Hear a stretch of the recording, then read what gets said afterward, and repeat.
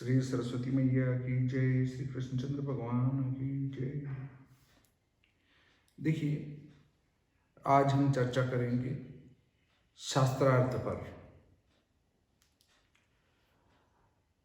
एक लेख परम आदरणीय बलराम जी श्रेष्ठ साहब नेपाल के द्वारा हमारे ज्योतिष विचार मंथन ग्रुप में डाला गया। उनने किसी पुस्तिका में एक लेख प्रकाशित किया था, उसकी कॉपी डाली है ग्रुप में। उनका कहना है कि हिंदू समाज के व्रत पर्व सब बिगड़ चुके हैं, गलत समय में मना रहे हैं, उनको सही समय में मनाया जाना चाहिए। उसके लिए देखिए, मैं आपको उनका लेख बताता हूँ। नेपाल के उनका ही पूरा यथावत पढ़ के बताऊंगा आपको। पंचांग में और व्रत पर्व के समय में सुधार आवश्यक है। पंचांग भी गलत बन रहे हैं, मतलब उनमें सुधार की आवश्यकता है। नेपाल के विद्वान भी पंचांग सुधार की क्रांति के प्रबल पक्षधर हो गए हैं। श्री बलराम श्रेष्ठ जी, जो वर्तमान में पर्व समय सुधार राष्ट्रीय जो समाज नेपाल के महासचिव हैं, का यह लेख वर्तमान में गलत मनाए जा रहे हिंदू व्रत पर्व त्योहारों के प्रति गंभीर चिंतन प्रस्तुत करता है। उपाय के लिए जिन्होंने अपना एक दृष्टिकोण रखा है, इसके लिए उन्होंने अपना एक दृष्टिकोण रखा है। उनका विचार वर्तमान की अशुद्धि को समायोजन पूर्वक सही करने का है, यद्यपि इसमें मूल त्रुटि के निराकरण का विचार नहीं रखा गया है। मतलब जो बड़ी त्रुटि है हमारे व्रत पर्वों में, उसको अभी ये नहीं सुधार रहे हैं। अभी तो मोटे रूप में इसको सुधार रहे हैं, बाद में सूक्ष्म रूप में ये सुधारेंगे। हमारे एक भारत के एक पंचांग का नाम लिया कि वैदिक मार्गदर्शन के अनुसार ये जो त्रुटि के मूल के निराकरण हेतु तो स्थायी समाधान की व्यवस्था प्रस्तुत करता है। मतलब ये भारत का जो एक पंचांग है वैदिक, वो वैदिक मार्गदर्शन के अनुसार त्रुटि का जो है निराकरण के लिए एक साधन या समाधान वो प्रस्तुत करता है। वो लिपि थोड़ी सी छोटी थी, उससे पूरी समझ में नहीं आई। अब अगला पॉइंट एक आता है इनका, कुल 8-9 पॉइंट लिखे हैं। उसके अनुसार आता है, सनातन परंपरा में धार्मिक अनुष्ठान चांद्र महीने के आधार पर संपन्न होते हैं। प्रत्येक तीसरे वर्ष में अधिक मास पड़ता है, जिससे चांद्र महीने भी ऋतु के साथ संबद्ध रहते हैं। आजकल वास्तव में निर्यण अथवा तारात्मक धनुर्मास के छठे दिवस दिसंबर 22 से दिनमान का बढ़ना आरंभ होता है, किंतु पंचांगों में तारात्मक मकर संक्रांति के दिन जनवरी 14 को ही उत्तरायण और शिशिर ऋतु का आरंभ होता है। ऐसा मानकर धार्मिक कृत्य तथा व्रत पर्वों का समय निर्धारित किया जाता है। इस कारण पंचांगों में दिखाई गई ऋतुएं अवास्तविक हो गई हैं तथा व्रत पर्व भी शास्त्र से निर्धारित महीने अथवा ऋतु से पश्चात काल में अर्थात अगले महीने में अथवा अगली ऋतु में पहुंच गए। जैसा कि अधिकांश साल दीपावली वास्तविक शरद ऋतु के बीतने के बाद हेमंत ऋतु में पड़ने लगी है, अतः पर्व त्योहारों को एक महीने पहले लाकर मनाना चाहिए। इनका कहना है कि हम जो व्रत पर्व मना रहे हैं उसको एक महीना पहले मनाओ, गलत मना रहे हैं। देखिए, इसके संबंध में आपको मैं बता दूं कि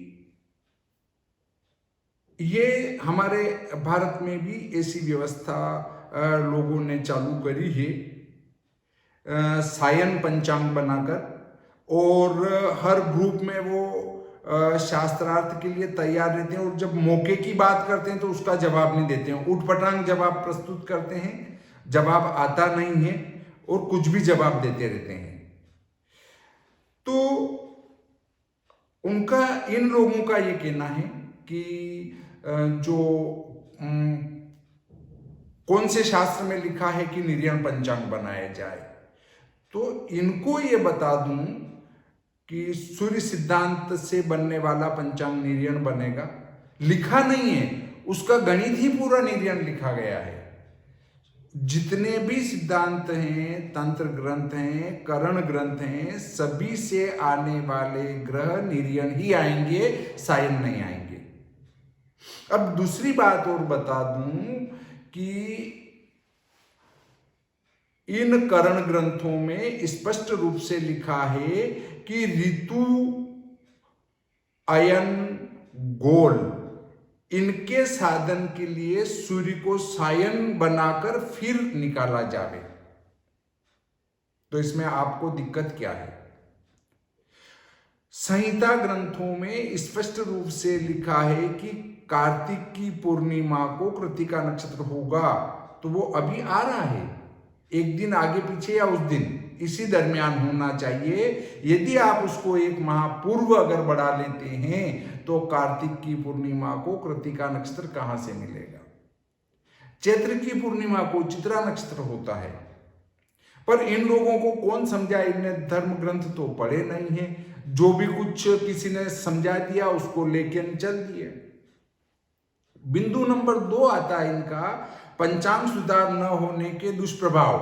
भारी दुष्प्रभाव भी पड़ने लग गए हैं। पंचांग में सुधार नहीं होगा, नहीं तो भारी दुष्प्रभाव आने लग गए। बोलो, देखो, हिंदू पंचांग की अशुद्धि से तथा व्रत पर्वों को विलंब से मनाए जाने के कारण जन जन में नकारात्मक प्रभाव पड़ रहा है। बोलो, नकारात्मक प्रभाव पड़ गया। ये त्योहार जो है अशुद्ध मना रहे हैं ना, उससे नकारात्मक प्रभाव आ गया। शायद इनमें ही सकारात्मक प्रभाव बचा है, क्योंकि ये गलत व्रत पर्व मना नहीं रहे हैं, ये तो सही मनाने लग गए, 1 महीने पहले मनाने लग गए, इसलिए इनमें सकारात्मक प्रभाव आ रहा है, बाकी सब में नकारात्मक प्रभाव आ रहा है। बे आगे देखते हैं, नैतिकता में ह्रास आया है, नैतिकता घट गई है, और सुख एवं शांति दूर होते जा रहे हैं। अरे भाई, सुख और शांति दूर होने का कारण ये व्रत पर्व नहीं है, आपकी ठूंठ पढ़ाई है। पहले हमारे बच्चे वेद विद्यालय में पढ़ते थे, तब वैदिक ज्ञान था और वो पुराणों को पढ़ा करते थे, उपनिषदों को पढ़ा करते थे और प्राकृतिक ज्ञान लेते थे। इससे वे विद्वान और बुद्धिमान होते थे। अब हमने जो पाश्चात्य शिक्षा को ग्रहण किया है, उससे प्रभाव पड़ा है, न कि व्रत पर्वों के कारण पड़ा है। अब नैतिकता में ह्रास एवं सुख शांति दूर होते जा रहे हैं। पंचांग के सुधार से ही ये विषय भी सुधरेंगे। पंचांग सुधारो तो ये विषय सुधरेंगे, इनका कहना है। प्रकृति तथा पुरुष एक ही घर में न रहने से, और प्रकृति और पुरुष अलग हो गए हैं। देखो, अर्थात सायन तथा निर्यण संक्रांति एक ही महीने के पूर्णिमा क्षेत्र में न रहने से ये समस्याएं आई हैं। प्रकृति तथा पुरुष को एक ही घर में रखने से ये समस्याएं क्रमशः दूर होती जाएगी। प्रकृति और पुरुष दोनों दूर चले गए हैं, उनको एक ही घर में रखना पड़ेगा। देखो, समय के 24 दिन अथवा 1 महीने के विलंब से प्रत्येक व्यक्ति तथा पूरे समाज की प्रगति में तथा कल्याण में विलंब तथा अवरोध हो रहे हैं, भारी अवरोध उत्पन्न हो गया है। अयन तथा विश्वत एवं सभी संक्रांतियों को 24 दिन पश्चात पड़ने वाली संक्रांति में मानना छोड़कर वहीं से सायन संक्रांति से 5-6 दिन पहले पड़ने वाली निर्यण संक्रांति में लाकर मानने से पंचांग सुधार हो जाता है। मतलब इनका कहना है कि 24 दिन पहले बढ़ा लो, जो आपके पंचांग में सुधार आ जाएगा। तो फिर आपके ये क्या है कि नकारात्मकता न, ये जो अशांति है न, ये सब दूर हो जाएगी, नैतिकता भी बढ़ जाएगी इससे। पता नहीं है कैसे लोगों को भड़काना चाहते हैं। अब देखिए, इनका बिंदु नंबर 3 है, 2150 वर्षों में एक अधिक मास छोड़ने से समस्या का समाधान। पर्व त्योहारों को 1 महीने पूर्व लाकर उनका समय ठीक करने के लिए अधिक मास की सहायता लेना उपयुक्त होता है। जिस वर्ष परंपरागत पंचांगों में अधिक मास होता है, उस वर्ष उस अधिक मास को साधारण महीना मानकर उसी समय उस महीने के पर्व त्योहारों को मनाने से अन्य महीने के पर्व त्योहार स्वतः 1 महीना पूर्व आ जाएंगे। मतलब जो अधिक महीना होता है, हमें उसमें कृष्ण पक्ष में और शुक्ल के शुक्ल में मनाते हैं, वैसा मत करो, उसको पहले महीने में मना लो। तो फिर ये धर्म सिंधु, निर्णय सिंधु और अन्य जो धर्म ग्रंथ हैं, क्या वो मूर्खों ने लिखे हैं? क्या उनमें बुद्धि नहीं थी? बुद्धि हमारे अंदर ही आई है। तो देखिए,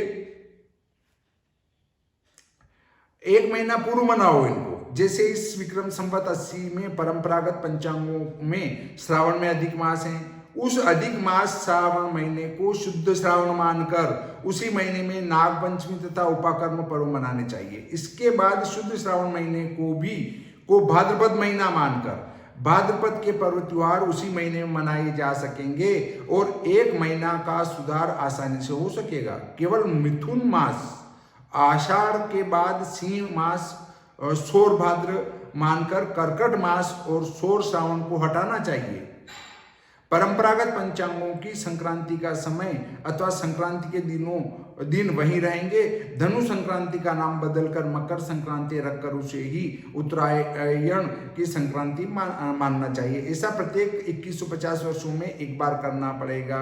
देखो, धनु संक्रांति का नाम हटा दो और उसको मकर संक्रांति लिख दो। अपने घर का राज चल रहा है, जो चाहे वो करो। जो वो सिद्धांत लिख गए हैं वो तो उटपटांग लिख गए, गलत लिख गए। अब हम समझदार हो गए हैं, जो नए नियम लागू कर दो।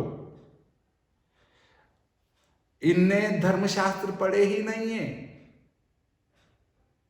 धर्मशास्त्र में स्पष्ट रूप से लिखा है कि 2 अमावस्या के बीच में एक संक्रांति नहीं होगी तो अधिक मास आ जाएगा, और यदि 2 अमावस्या के बीच में 2 संक्रांति आ गई तो एक मास का क्षय हो जाएगा। यह सनातन धर्म विज्ञान के आधार पर बना है, न कि फेंक पट्टी के आधार पर कि ऐसा हटा दो न ऐसा लगा दो। ऐसे फेंक पट्टी करने वाले नहीं थे हमारे पूर्वज।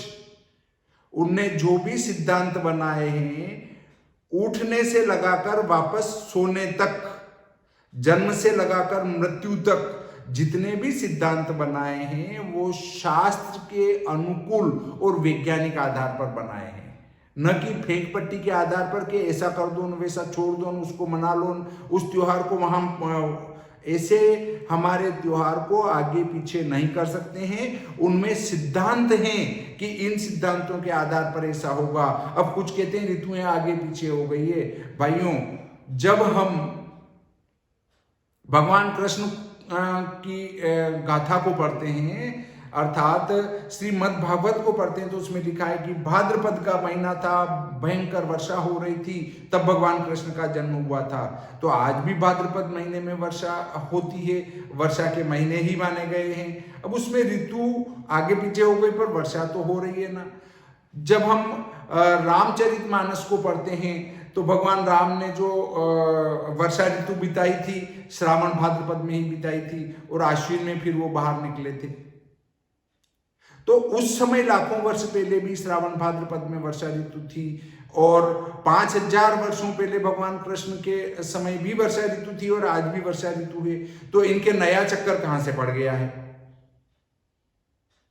अब देखिए, धर्म निर्णय तिथि सार संग्रह नामक एक प्राचीन ग्रंथ में नारद मत के अनुसार चैत्र, वैशाख, ज्येष्ठ, श्रावण तथा भाद्र महीने में अधिक मास अर्थात असंक्रांति मास पड़ने पर उसे शुद्ध महीना मानकर अधिक मास को आषाढ़ में मानना चाहिए। मतलब अगर ये महीने अधिक मास आ जाए तो उनको मत मानो, आषाढ़ को अधिक मानो, ठीक है।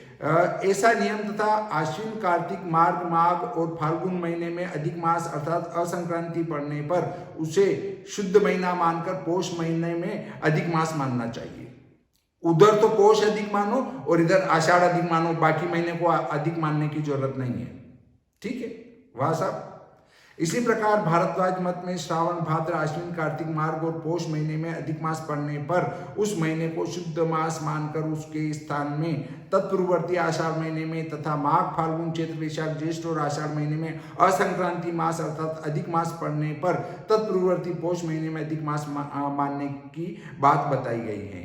नेपाल में मध्यकाल में इसी नियम के अनुसार अधिक मास माने जाने का इतिहास पाया जाता है। असंक्रांति मास को शुद्ध मास मानने के ये दो सिद्धांत हैं। अतः 2150 वर्षों में एक बार प्रचलित अधिक मास को शुद्ध मास मानने में कोई आपत्ति नहीं माननी चाहिए, बिल्कुल आपत्ति नहीं माननी चाहिए। मैं भी आपकी बात से सहमत हूं, परंतु क्या हमारे धर्मशास्त्र गलत लिखे गए हैं कि जिस माह में संक्रांति नहीं पड़ती हो, दो अमावस्या के बीच में संक्रांति नहीं आए तो उसको अधिक मास कर दो, तो क्या वो गलत लिखा गया है? हमारे जितने भी सिद्धांत ग्रंथ बने हैं वे किसी ठोस आधार पर बने हैं, ऐसे फेंक पट्टी के आधार पर नहीं बने हैं। अगर किसी पुस्तक में अगर ऐसा वाक्यांश आया है तो उसको हमने मान्यता इसलिए नहीं दी क्योंकि वो शास्त्र सम्मत नहीं था, नियम के अनुकूल नहीं था। अगर उसमें किसी ने त्रुटिवश उसको लिख दिया, उन विद्वानों ने नहीं लिखा, बाद में हमारे शास्त्रों के साथ जो छेड़छाड़ हुई और उस छेड़छाड़ होने के समय उसमें कुछ भी लिख दिया गया, जैसे आप अभी बता रहे हैं, वैसा कोई सलाहकार हुआ होगा विद्वान, आप जैसा बड़ा विद्वान, तो उनने ऐसा लिख दिया होगा उसमें संशोधन करके, तो उसको नहीं माना जा सकता है। असंक्रांति मास को शुद्ध मानने के ये दो सिद्धांत हैं। अतः 2150 वर्षों में एक बार प्रचलित अधिक मास को शुद्ध मास मानने में कोई आपत्ति नहीं माननी चाहिए। अधिक मास को साधारण महीना मानने से भी सुधार वाले वर्ष में भी चांद्रमास 12 ही होते हैं, केवल सौर मास 11 होते हैं। मास कहने से चांद्रमास ही समझा जाता है। कहा गया है मास्यन्ते परमीयन्ते सकला वृद्धि हानितः मासा एते स्मृता मासा अरित्रंच तिथि समन्विता। सूर्य सिद्धांत मरीचि टीका। अतः चांद्र मास गणना में तथा उसके अंतर्गत समय में पर्व त्योहार मनाने में कोई समस्या न होने से अधिक मास वाले वर्ष में पंचांग सुधार को लागू करके व्रत पर्वों को एक माह पहले लाना व्यावहारिक होगा। मेषादि राशियां तथा मेष मास, वृष मास आदि सौर मास तो वेदों के अनुपलब्ध पाश्चात्कालिक प्रचलन के विषय हैं। मतलब ये तो बाद में लिखे गए हैं, मतलब चैत्र महीना, वैशाख महीना, ये तो बाद में लिखे हैं। ये उससे पहले ही जन्म ले चुके थे। इनको वो पता है कि इनके समय में जो है वो महीने ये नहीं चला करते थे, इनके समय में जो चलते हैं अब वो इनने बताया कि इस प्रकार संशोधन करो आप। मतलब ये उससे भी पहले के लोग हैं जो सुधार कर रहे हैं। अतः सुधार वाले वर्ष में एक राशि को अर्थात एक सौर मास को छोड़ने से समस्या नहीं मानी जानी चाहिए। धर्म सिंधु में भी आरंभ में ही 2 चांद्रमासों वाली चांद्र ऋतु का धार्मिक कार्य में महत्व होने की बात बताई गई है। ऋतुर्द्विविध सौरश्चांद्रश्च श्रोतिस्मार्ता 2 चांद्रतुर्मरणम प्रशस्तम। इसमें क्या लिपि में स्पष्ट नहीं दिख पा रहा है, उससे कहीं कहीं दिक्कत आ रही है। तो इनने कुछ पुस्तकों का हवाला दिया है, परंतु उसका अर्थ नहीं कर पाने से उनने किस हेतु ये लिखी बात और ये किस हेतु में उसको ले जाकर डाल रहे हैं ये नहीं समझ पा रहे हैं। अयन चलन तथा सायन एवं निर्यण संक्रांतियां। देखिए अगला बिंदु आता है चौथा। सूर्य के इस वर्ष जिस नक्षत्र के जिस बिंदु के में पहुंचने के बाद उत्तरायण का अथवा दक्षिणायन का आरंभ होता है, दूसरे वर्ष उस नक्षत्र के उस बिंदु में पहुंचने से 20 मिनट पहले अर्थात लगभग 50.2 विकला पूर्व में पहुंचते ही उत्तरायण अथवा दक्षिणायन का आरंभ हो जाता है। ऐसा प्रति वर्ष निरंतर रूप में होता रहता है। इसे ही अयन चलन कहते हैं। करीब 1500-1600 वर्ष पहले मकर संक्रांति में उत्तरायण बिंदु था, वह आज तक लगभग 24 दिन इधर आ चुका है। आजकल तारात्मक धनु राशि में सूर्य पहुंचने के बाद धनुर्मास के छठे दिन दिसंबर 22 ही वास्तविक और सौर उत्तरायण और वास्तविक सौर शिशिर ऋतु का भी प्रारंभ होता है। इस दिन में सूर्य की अवस्थिति मकर रेखा के अर्थात ट्रॉपिक ऑफ कैप्रिकॉर्न के ऊपर देखी जाती हैं। इसे आर्तव अथवा सायन मकर संक्रांति कहा जाता है। तारात्मक राशि के संक्रांतियों को निर्यण संक्रांति कहा जाता है। तारात्मक संक्रांति प्रायः आसन्न अयन संक्रांति होती है, वास्तविक नहीं। वास्तविक और अवास्तविक क्या होती है। शास्त्रों में जब उसकी गणित ही निर्णय लिखी गई है तो आप उसको अवास्तविक कैसे कह रहे हैं भाई। कुछ भी लिख रहे हैं, केवल अपने को अपने प्राचीन ग्रंथों को धूमिल करना है, उनको नष्ट करना है और हमको एक नया शास्त्र लिखना है ताकि लोग कह सकें कि फलाने साहब ने ये ग्रंथ लिखा और उन्हें सुधार किया। अरे क्या सुधार किया, जब इतने विद्वान स्पष्ट रूप से लिख गए हैं और हम उसमें कुछ भी लिख रहे हैं। शास्त्र कहता है कि जो शास्त्रों में लिखा है उसके अनुकूल आचरण न करते हुए अपने मन मर्जी से कोई भी कार्य करने वाले विज्ञ ब्राह्मण को नक्षत्र सूची कहते हैं और वह नक्षत्र सूची सीधा का सीधा नरक लोक में चला जाता है। अन्यथा आप ग्रंथों में नक्षत्र सूची के विषय में पढ़िए, आपको पता चल जाएगा। अब आप कहेंगे फिर आप गणित के विषय में संशोधन का क्यों कहते हैं? क्योंकि उन्हीं ग्रंथों में यह लिखा गया है कि समय समय पर ग्रहों का भेद करके उनमें क्षेपक या कोई भी संशोधन करते रहना चाहिए गणित में, न कि फलित में। फलित में संशोधन नहीं हो सकता है। गणित में तो ये आकाशीय पिंड जिस प्रकार से गणितीय त्रुटियां होती जाती है उनको सुधारा जाना चाहिए, न कि इस प्रकार के सिद्धांतों को। पौष पूर्णिमा क्षेत्र दिसंबर 30 से जनवरी 28 तक, मार्ग पूर्णिमा क्षेत्र दिसंबर 1 से 29 तक होता है। अतः आज के प्रचलन में सुधार करके अब मार्गशीर्ष पूर्णिमा क्षेत्र के मध्य में स्थित धनु संक्रांति को आसन उत्तरायण संक्रांति तथा नवीन मकर संक्रांति मानना चाहिए। ठीक है, इसको मकर संक्रांति मान लो, धनु संक्रांति को। ऐसे तो मेरी इच्छा हो गई कि नहीं, मेष संक्रांति को मैं तो मकर संक्रांति मानूंगा। एक मैं नया सिद्धांत चलाता हूं, क्योंकि अपन जब जो चाहे कर सकते हैं, जो मर्जी में आए लिख सकते हैं। ऐसा मानकर क्यों मान लेंगे भैया? समन्वयात्मक पद्धति, सायन पद्धति तथा निर्यण पद्धति को पृथक धार को समन्वित करने की पद्धति समन्वयात्मक पद्धति है। अयन का आरंभ तथा उसका नक्षत्र दोनों का उल्लेख सबसे प्राचीन ज्योतिष ग्रंथ वेदांग ज्योतिष में पाया जाता है। मतलब इनका उल्लेख वेदांग ज्योतिष में पाया जाता है। ठीक है, कोई दिक्कत नहीं है।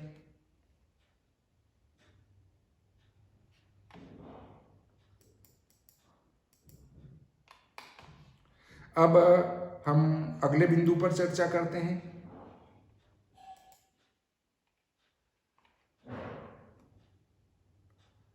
स्वराक्रमे से सोमवार को यदा साकम सवासवो स्यात्तदादियुगम माघस्तपः शुक्लोयनम ह्युदक लगध मुनि का वेदांग ज्योतिष श्लोक है ये। यहाँ पर धनिष्ठा नक्षत्र में उत्तरायण माना गया है।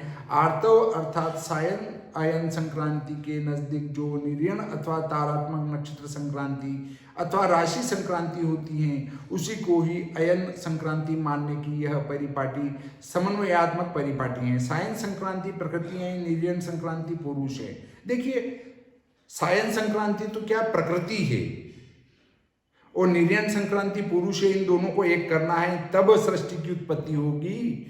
ये इनका लेख है। अब ये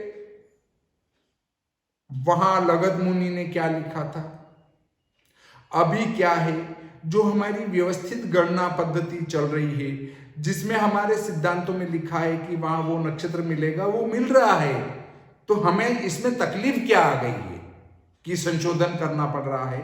अतः दोनों को एक ही पूर्णिमा क्षेत्र में होना चाहिए। ठीक है।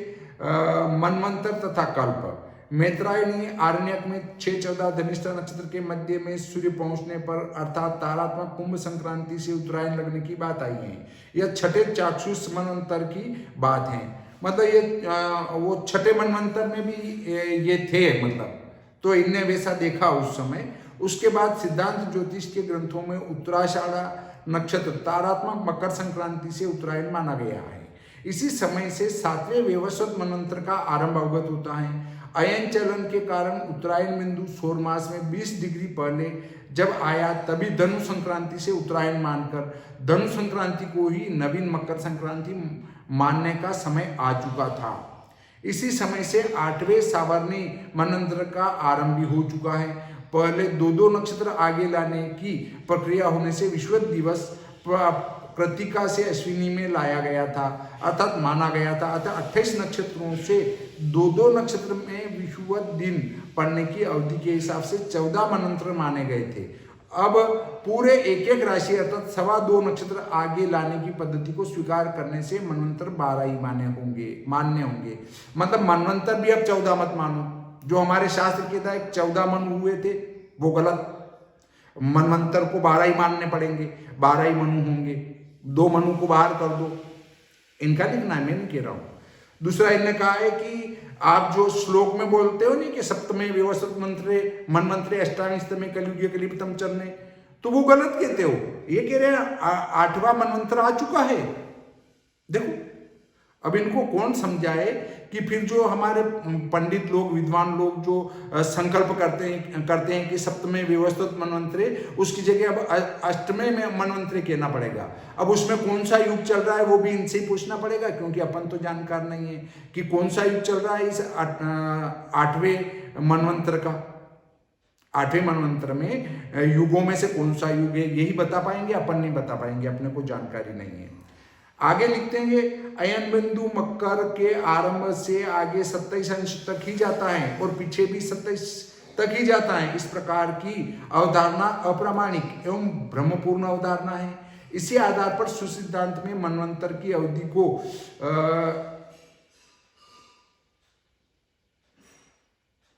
30,67,20,000 वर्ष माना गया है। वास्तव में मनवंतर के वर्ष 2150 होने चाहिए। मनवंतर के कितने साल होने चाहिए? 2150 वर्ष में एक मनवंतर बदल जाना चाहिए। ये इतने लिखे गए सूर्य सिद्धांत में गलत लिखे, उनको पता ही नहीं था कि क्या होना चाहिए। ये जानकार हैं, इनसे सलाह नहीं ली उनने, सूर्य सिद्धांत लिखने वाले ने, और लिख डाला कुछ भी। अब ये कह रहे हैं 2150 वर्ष का एक मनवंतर होगा। ठीक है भाई, मनवंतर के अंक का सुधार आवश्यक है। सुधार करने पर भावी संतति के लिए भी सुविधा रहेगी। मतलब अगर आप मनवंतर के समय में सुधार कर दोगे तो आगे की जो संतानें होगी उनको बहुत सुविधा हो जाएगी। अभी दुविधा में पड़ी हुई है, सारी पब्लिक दुविधा में पड़ी हुई है। वेद में शुक्ल यजुर्वेद 27, 45, 30, 15 तथा वेदांग ज्योतिष में 5 वर्षों का एक युग माना गया है। श्लोक 1, 5, 28, 37 महाभारत में भी 5 वर्षों के युग के आधार पर अधिक मास तथा दिन गणना दिखाकर पांडवों के गुप्तवास का 13 वर्ष की समयावधि पूर्ति होने की पुष्टि भीष्म जी ने की है। विराट पर्व 52, 1, 5 श्रीमद् भगवद गीता में 1000 युगों का ब्रह्मा जी का एक दिन तथा उतने ही युगों की एक रात्रि मानी गई है। देखिए 1000 युग वो ब्रह्मा जी के हैं। पहले अपने मानव वर्ष को देव वर्ष में बदलना पड़ेगा, फिर उनके 1000 वर्ष गिनने पड़ेंगे। अब ये उस अपनों ने लिखा, उसकी गणना पूरी पड़ी नहीं, और उसके बीच में से ही हम कुछ भी उठा के लेके आ गए कि 1000 वर्ष का ही होता है। अरे 1000 वर्ष वो देव वर्ष है। अब आपको कौन समझाए कि देव वर्ष और मानव वर्ष में क्या अंतर है? तो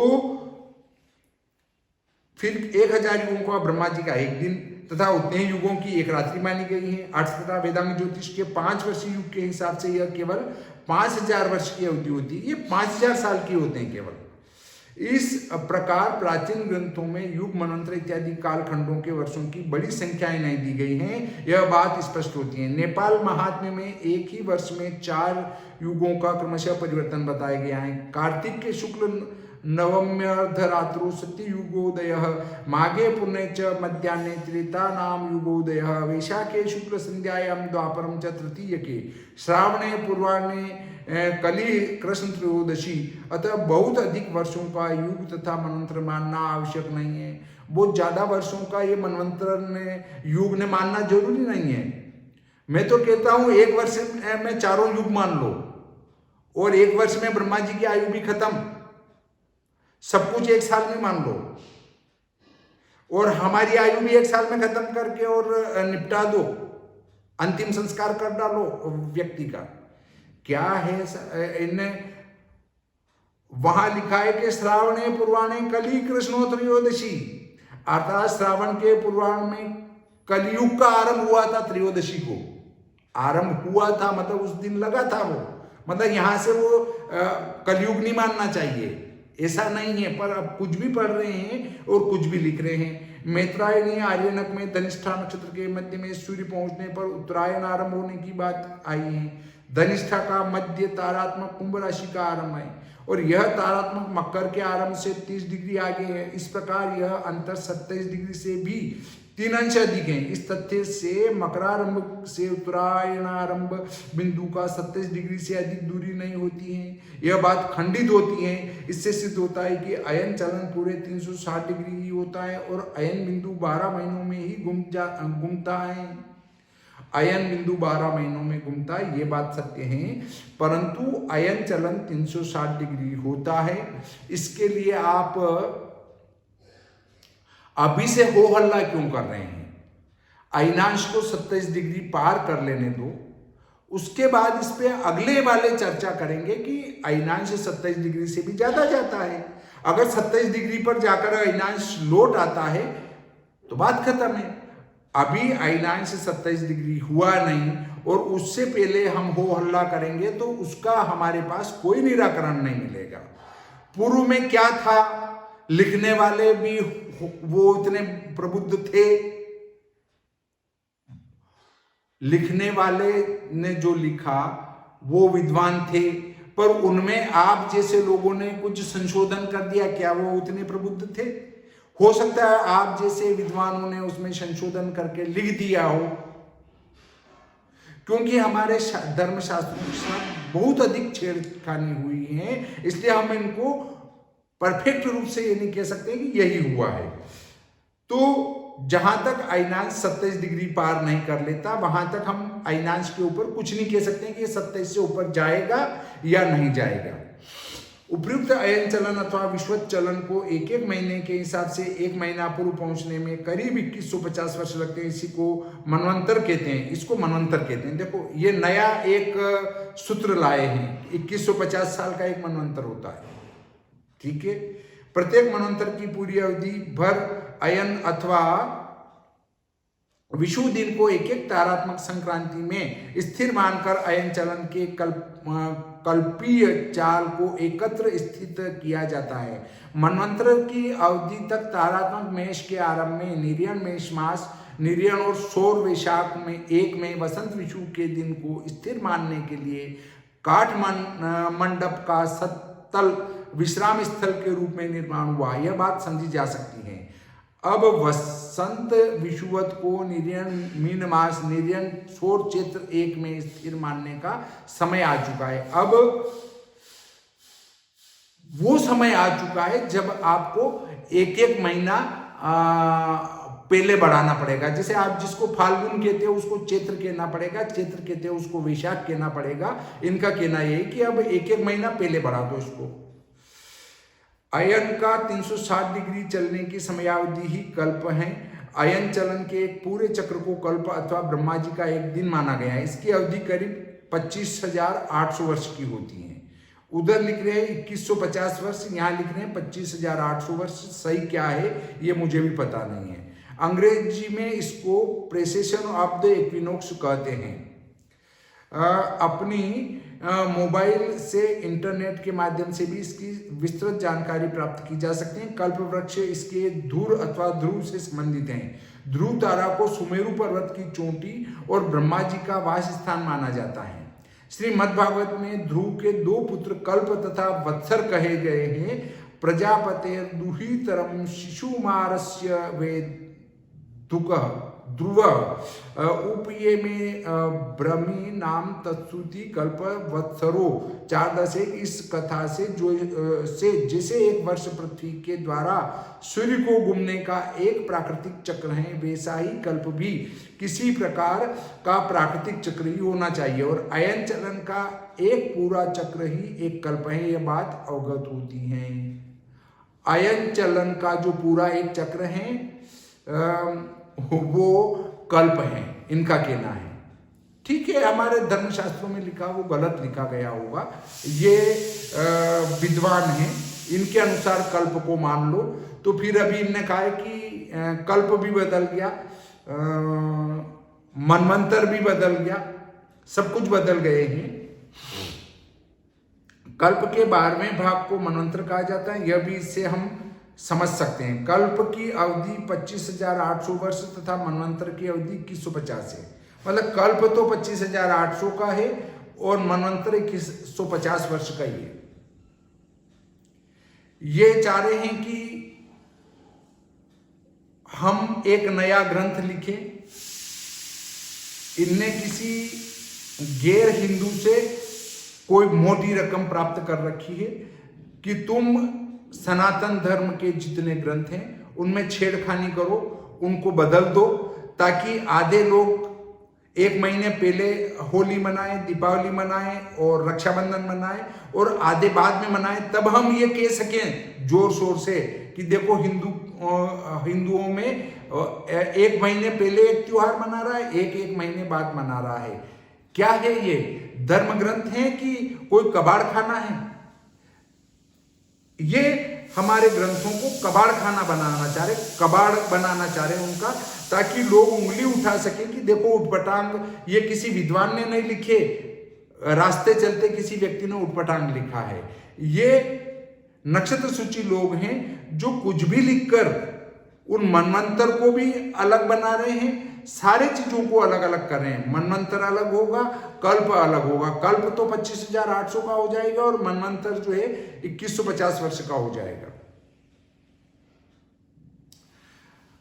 कल्प की समाप्ति पर क्या होता है? इनने धर्मशास्त्र पढ़ा नहीं है। मनवंतर बदलने पर क्या होता है? धर्मशास्त्र इनने पढ़ा नहीं है। और कुछ भी लिख रहे हैं, अपनी कलम चलानी है, बैठे हैं फ्री तो लिख डालो। पहले कृतिका नक्षत्र से गणना की जाती थी, वह छठा चाक्षुष मनवंतर था। बाद में अयन चलन के कारण विषु दिन सरकता हुआ पीछे आया। सिद्धांत ज्योतिष के काल में अश्विनी नक्षत्र से गणना होने लगी, उससे 7वें व्यवस्थित मनवंतर का आरंभ हुआ। अब उत्तरा भाद्रपद नक्षत्र में विषुवत पड़ता है, अतः आज से 300-400 वर्ष पहले ही 8वीं सावर्णी मनवंतर का आरंभ हो चुका है। अब 7वां बिंदु क्या है? पंचांग सुधार का इतिहास। वराहमिहिर ने पहले का तथा अपने समय का दोनों उत्तरायणारंभ के नक्षत्र दिए हैं। इसमें कृतिकादि नक्षत्र गणना पद्धति को अश्विनी आदि नक्षत्र गणना पद्धति में परिवर्तन करके सुधार करने की तथा पहले के उत्तरायणारंभ बिंदु को पीछे वास्तव स्थिति में लाकर मकर संक्रांति को उत्तरायण का आरंभ मानकर सुधार करने की बात बताई गई है। आज से 400 वर्ष से पहले काष्ठमंडपोपत्य का काठमांडू घाटी के समाज में पौष पूर्णिमा को योगिनी पुष्टि और वर्ष भर में सबसे लंबी रात होने वाले अहोरात्र मकर संक्रांति के आगे पीछे पड़ने वाली मकर संक्रांति संबद्ध चांद्र तिथि और आषाढ़ पूर्णिमा को जापुहिनी और वर्ष भर में सबसे लंबा दिन होने वाले अहोरात्र कर्कट संक्रांति के आगे पीछे पड़ने वाली कर्कट संक्रांति संबद्ध चांद्र तिथि के रूप में मानने का प्रचलन था। यह बात अवगत होती है। अयन चलन के कारण ये दोनों दिन सरकते हुए पीछे आए हैं। इस तथ्य को समझकर नेपाल समाज में मार्गशीर्ष पूर्णिमा में ही योपरी पुष्टि मानने का और मार्गशीर्ष पूर्णिमा को ही वर्ष भर में सबसे लंबी रात होने वाले अहोरात्र और ज्येष्ठ पूर्णिमा को ही ज्यापुन्नी और वर्ष भर में सबसे लंबा दिन होने वाले अहोरात्र के रूप में मानने का प्रचलन आरंभ किया गया था। काठमांडू के दक्षिणी भाग पाटन नगर के प्राचीन दरबार में ज्येष्ठ पूर्णिमा के दिन वर्षा ऋतु के आरंभ का सूचक आगे मैं बताता हूँ। इससे पहले मैं ये बता दूं कि वराहमिहिर के काल में ऐसा था।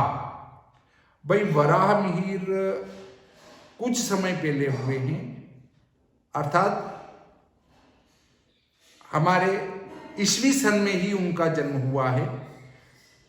ईस्वी सन की बजाय हम कहते हैं 2000 साल पहले मान लो, परंतु उनसे पहले सूर्य सिद्धांत लिखा जा चुका है। यदि हमें हमारी गणित में कहीं कोई शंका होती है तो सूर्य सिद्धांत से उसको मिला लेना चाहिए कि सूर्य सिद्धांत में क्या लिखा गया है, क्योंकि वो सृष्टि के आरंभ में ही लिखा गया था और भगवान सूर्य ने ही सूर्य सिद्धांत का ज्ञान दिया था। यदि सूर्य सिद्धांत से हमारी गणना थोड़ी सी आगे पीछे का अर्थ है 15 घटी तक का अंतर उसमें पड़ता है, क्योंकि हमारे आकाशीय पिंड थोड़े से आगे पीछे किसके हैं, न कि महीने का अंतर आया न कि दिनों का अंतर आया, ऐसा अंतर नहीं आया है। तो उसकी पुष्टि के लिए आप सूर्य सिद्धांत को पढ़ सकते हैं कि वराहमिहिर ने क्या लिखा है, उस समय उत्तरायण कब होता था, इस समय उत्तरायण कब होता है, उसके लिए आप ये पुस्तकें पढ़ सकते हैं। देखिए अगला बिंदु आता है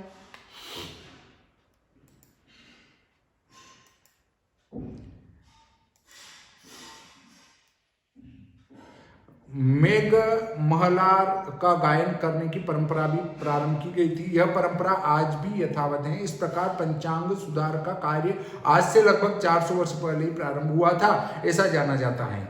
लगभग इसी समय में दक्षिण भारत के प्रसिद्ध विद्वान माधवाचार्य के द्वारा रचित काल माधव ग्रंथ में भी ज्येष्ठ से दक्षिणायन का और मार्गशीर्ष से उत्तरायण का आरंभ मानने का उल्लेख हुआ था। देखिए दक्षिणायन उत्तरायण मानने से कुछ नहीं होता है, जो गणितागत आता है उसको लेना पड़ता है।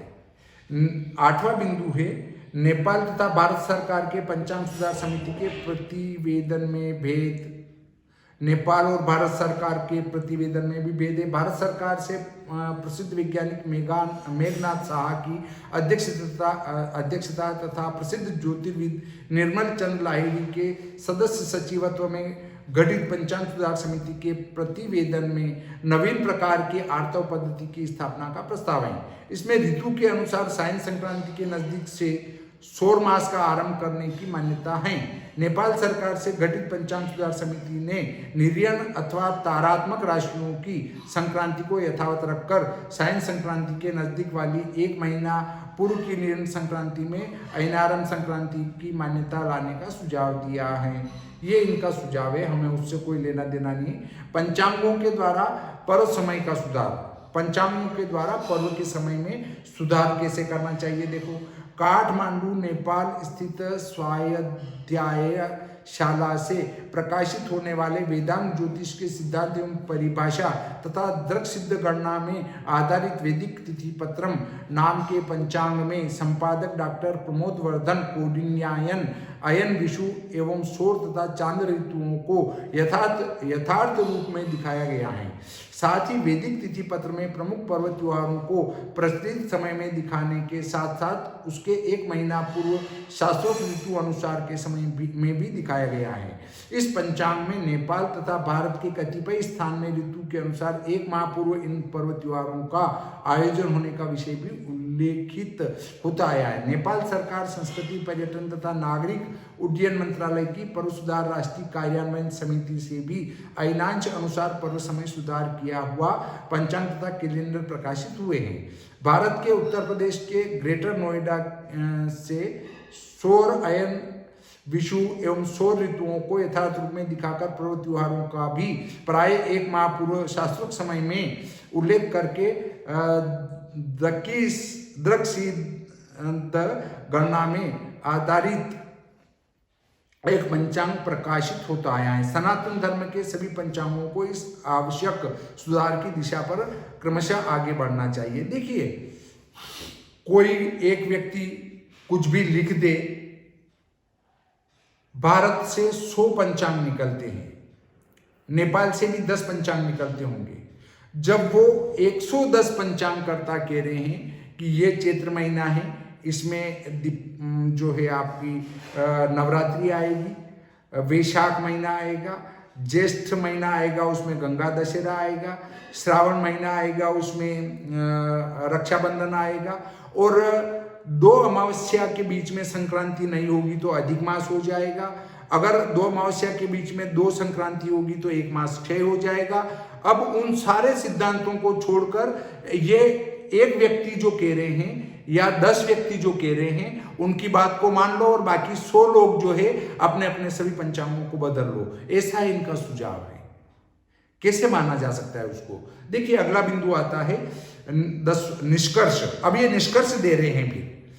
पंचांगों में उत्तरायण तथा दक्षिणायन की प्रचलित मान्यता को 1 महीने पहले लाना आवश्यक है। मकर संक्रांति को जनवरी 15 में मानने की वर्तमान परिपाटी को बदलकर दिसंबर 17 में पड़ने वाली धनु संक्रांति को उत्तरायण आरंभ तथा नवीन मकर संक्रांति कहना तथा मानना चाहिए।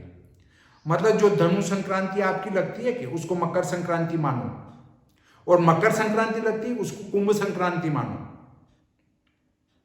और जितने व्रत पर्व है ना उनको 1-1 महीना पहले मनाओ।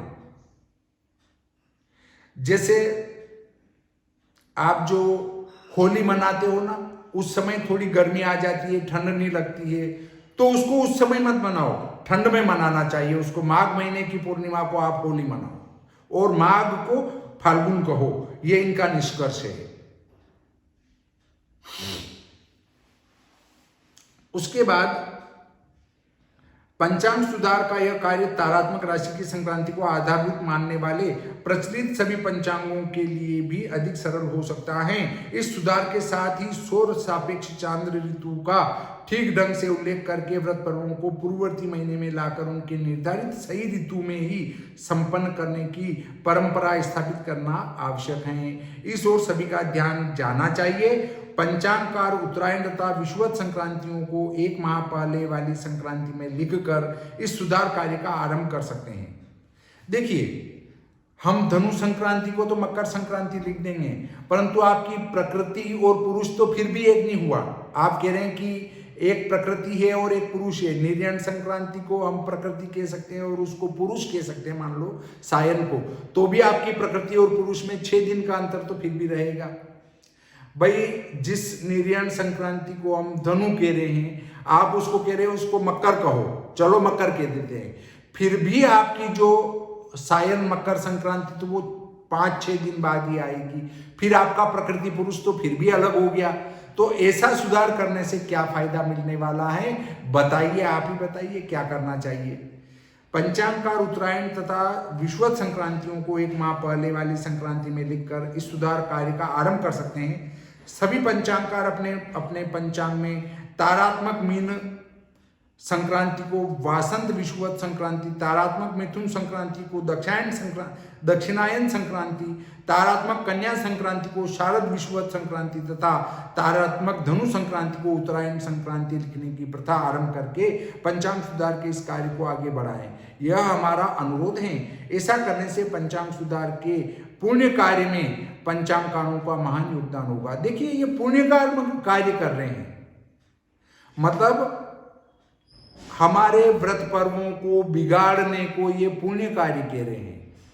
तो फिर तो हमारे सारे ही ग्रंथों को नया लिख डालो, नई श्रीमद् भागवत लिखो, नए वेद लिख डालो, नए पुराण लिख डालो। फिर आगे क्या कहते हैं, ये तारात्मक प्रचलित राशि संक्रांतियां 1 माह पहले वाली निर्यण संक्रांतियां आर्तव सायन राशि संक्रांतियों से वास्तविक अयन संक्रांति तथा विषुवत संक्रांतियों से केवल 5-6 दिन पहले पड़ती हैं। यह अंतर 24 दिनों के अंतर से अत्यंत अल्पायन शोर और प्रतिवर्ष अंतर घटता ही जाता है। सामान्यतः हम इन दोनों को अभिन्न भी मान सकते हैं। अतः इस प्रकार का सुधार परंपरागत पंचांग बनाने वाले, मतलब परंपरागत पंचांग, और ये जो है शुद्ध पंचांग बना रहे हैं, मतलब जो पुराने पंचांग चले आ रहे हैं उनको तो ये परंपरागत कह रहे हैं, और सूक्ष्म और शुद्ध पंचांग ये बना रहे हैं, वैज्ञानिक पंचांग बना रहे हैं। ये परंपरागत नहीं, ये वैज्ञानिक पंचांग बना रहे हैं और ऐसा ये सुझाव दे रहे हैं। तो सामान्यतः हम इन दोनों को अभिन्न भी मान सकते हैं। इस प्रकार का सुधार परंपरागत पंचांग बनाने वाले पंचांगकारों को भी अधिक ग्राह्य हो सकता है। इस विषय में गोष्ठी और संवादों का तथा सम्मेलन का आयोजन करना भी उचित होगा। धर्म की रक्षा होने पर ही धर्म से हमारी रक्षा होती है, यह बात भगवान मनु ने बताई है। धर्मो रक्षति रक्षित मनुस्मृति में आया था। काल गणना की त्रुटि सुधार कर धर्म रक्षा करने के कार्य में सभी धर्म संस्कृति प्रेमी सज्जनों का योगदान होना चाहिए। देखिए, हमारे गणित में त्रुटि चल रही है ना, तो ये सुधार करवाना चाह रहे हैं। देखिए आप इनसे संपर्क करना चाहें तो इनके नंबर भी मैं बता देता हूँ। आदरणीय पंडित साहब बलराम जी श्रेष्ठ साहब हैं, ये हमारे धर्म ग्रंथों में सुधार की बात कर रहे हैं। हमारे धर्म ग्रंथों में सुधार की बात बहुत सारे कर रहे हैं, मैं उसको भी बताऊंगा। इनके जो मोबाइल नंबर है 977 984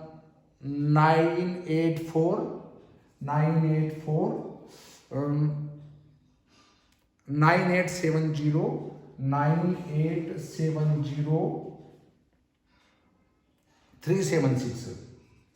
आप इनसे चर्चा भी कर सकते हैं। विद्वान हैं, आपका फोन अवश्य उठाएंगे। अगर भारत से कोई इनसे संपर्क करना चाहें तो वे व्हाट्सएप कॉलिंग करें ताकि बैलेंस नहीं उड़ेगा, अन्यथा अंतर्राष्ट्रीय कॉलिंग होने से बैलेंस बहुत उड़ जाएगा। देखिए अब मैं बताता हूँ आपको कि हमारे सनातन धर्म में जो गुण लग चुकी है वो गुण किस प्रकार की है। देखो इस प्रकार आज का जो है ये प्रकरण मैं यहीं समाप्त करता हूँ। विषय बहुत लंबा हो चुका है, परंतु जब आप इस विषय को पूरा पढ़ेंगे, पूरे वीडियो को देखेंगे तो आपको भी आनंद आएगा। इस प्रकार हम ये प्रकरण यहीं समाप्त करते हैं। श्री सरस्वती मैया की जय, श्री कृष्णचंद्र भगवान की जय।